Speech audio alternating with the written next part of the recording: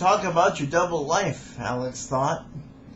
And the irony of using his enhanced physical abilities to skulk back to the university concourse and retrieve his wheelchair from the thicket of trees where he stashed it had not escaped him. Although he lacked proof, Alex was certain that as a boy he had stood on his own and taken a single step, a step that caused a cataclysm in which Alex's bones literally collapsed under their own weight like stale breadsticks in the hands of an angry gorilla. Bone mass, like muscle mass, was lost from limited use, becoming as frail as dried straw. Alex's first step was sheer luck. The second broke the first straw, which caused super spasms that snapped the rest like soda crackers.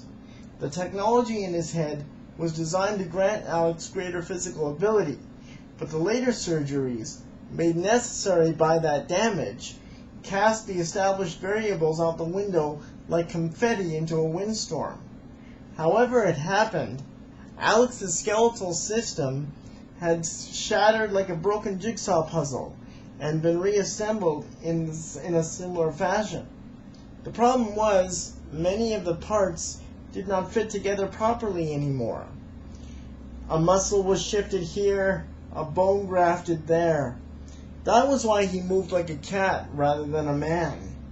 When it was activated a year ago, the device adapted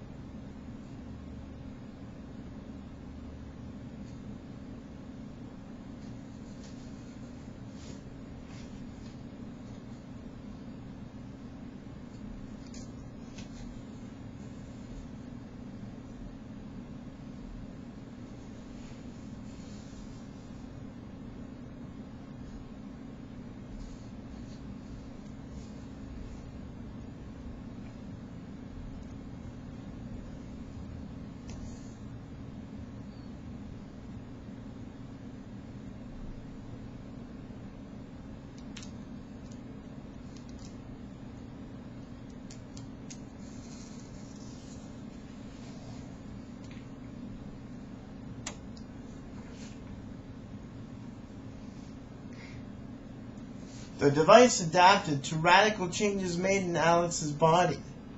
Or perhaps Alex's body adapted itself to suit the device. His body could no longer be made to move as a typical human, so the system facilitated motion in the only way possible, on 4 limbs rather than 2. Most of it was best guessing. But if Alex was right, all the guesses led back to a question so obvious it might as well have been stated in giant letters written in fired gasoline. Why leave advanced technology in his head after the experiment's failure? Alex sighed in disappointment at the mundane answer. The fact was, scientific initiatives were abandoned all the time. Politics, funding problems, or any number of everyday and unremarkable factors could doom any project at any time. Repairing the kind of damage done to Alex's body was akin to trying to restore a shattered vase to pristine condition. Maybe all the king's horses and men had done all they could and could do no more. Maybe whatever was inside Alex's head could not be removed.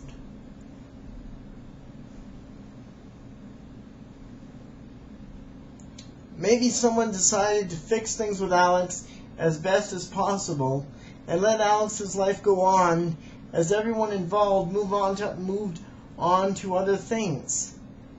That would explain the absence of any medical follow-up beyond his 18th birthday.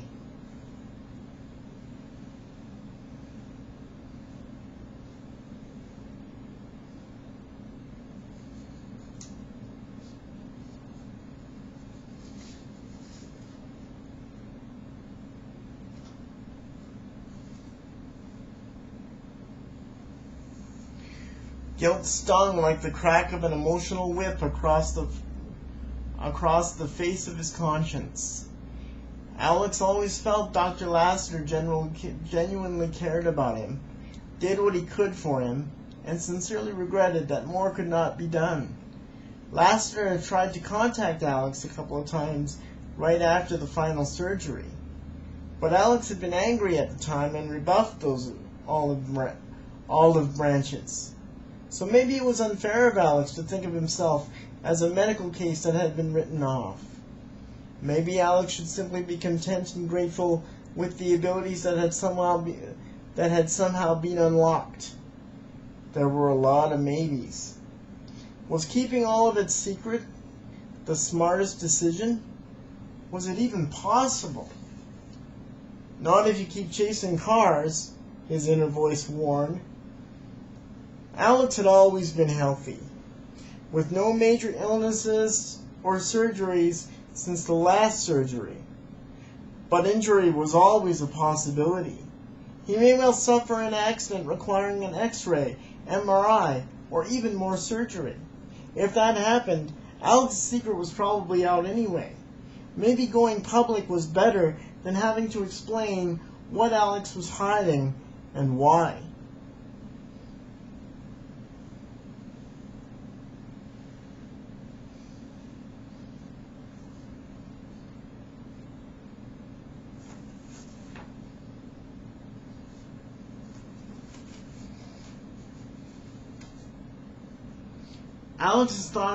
Alex's thoughts became a merry-go-round whose rotation had returned to the nightmare that kicked off the night's events.